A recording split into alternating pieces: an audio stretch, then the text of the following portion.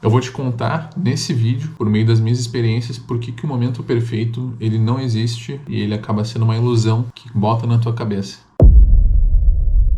Fala galera, tudo bem? Bom, como comentei logo ali no início do vídeo, hoje a gente vai falar sobre um tema que eu acabei pensando de última hora, mas era algo que eu estava refletindo na minha vida, que era sobre momentos perfeitos que eu julgava passar para conseguir uma coisa. E eu quero falar, por meio dessas minhas reflexões, por que realmente o momento perfeito ele não existe e, cara, nunca vai existir isso. Para contextualizar vocês, como que eu cheguei nesse assunto de, cara, momento perfeito? Eu tava passando por uma época da minha vida onde eu estava tranquilo financeiramente, recebia um salário muito bom para minha idade, em torno de 5, 6 mil reais por mês, com 23 anos. Ainda estou cursando a faculdade. Até abril desse ano, até maio desse ano, estava tudo indo super bem. Só que até no trabalho onde eu estava, eu tinha algumas certas insatisfações com relação à falta de tempo para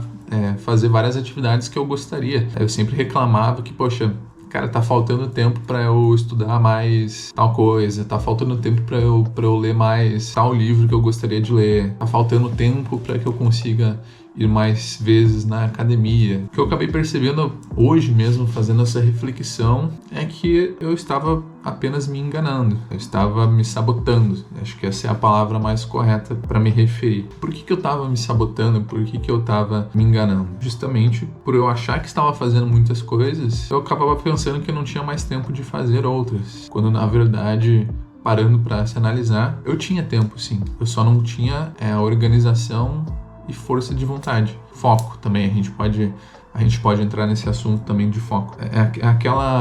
Aquele tesão, sabe? Aquele querer a mais. Vocês me entendem? Eu acabei percebendo que foi isso que faltou.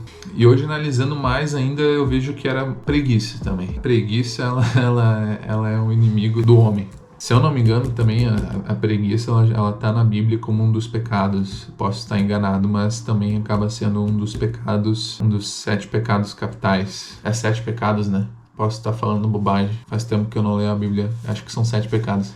Bom, agora passando um panorama da situação que eu me encontro. E é muito doido tu parar pra pensar, mas tudo aquilo que eu almejava quando eu tava trabalhando, querer ter mais tempo para estudar para faculdade, ter mais tempo para estudar para outras áreas, mais vezes na academia. Cara, tudo isso eu posso afirmar para ti que eu consegui. Só que eu tive que abrir mão do quê? Do meu trabalho, que é a minha fonte principal de ocupação. Eu ficava 10, 12 horas lá no meu trabalho, que eu trabalhava como assessor de investimentos, então era uma rotina muito puxada. E cara, agora acabou o semestre da faculdade.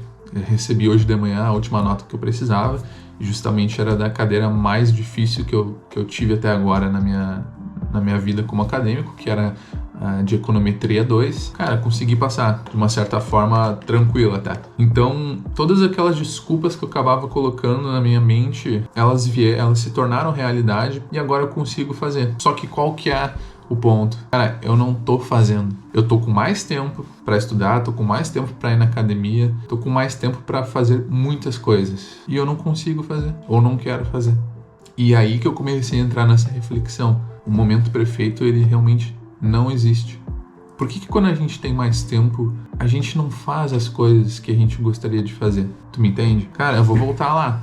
Eu trabalhava pra caramba, estudava, tinha tempo pra minha namorada e eu gostaria só de fazer mais 2, 3 coisas. Eu gostaria de estudar, ler um pouco mais e ir mais pra academia. Só essas 3 coisas. Agora, eu tô sem emprego, tenho mais tempo para estudar, tenho mais tempo para ler, tenho mais tempo para criar o canal, mais tempo para ir para academia.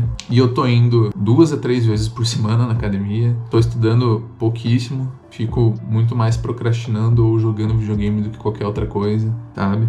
Não tô acompanhando o mercado financeiro direito, que é uma coisa que eu voltei agora faz poucas semanas. Então tu percebe? Tem uma frase, agora eu não vou saber direito se é isso, mas é a vontade de ter e o tédio de possuir, alguma coisa nesse sentido. Eu queria muito ter tempo, no momento que eu tive, eu fiquei entediado, fiquei procurando outras coisas para ocupar o meu tempo de uma forma desnecessária. Eu tô lendo um livro também do Mário Sérgio Cortella, que é A Sorte Segue a Coragem.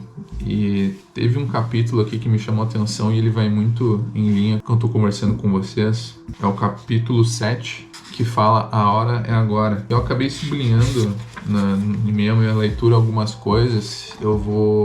Deixa eu encontrar. Bom, ao longo do livro ele destacou aqui, eu vou ler 2 parágrafos para vocês e depois 2 pontos importantes, mas olha só. Ele estava falando sobre a ocasião certa no momento certo, e é aquela frase que a gente fala que o cavalo encilhado não passa 2 vezes, né? A oportunidade boa não passa 2 vezes.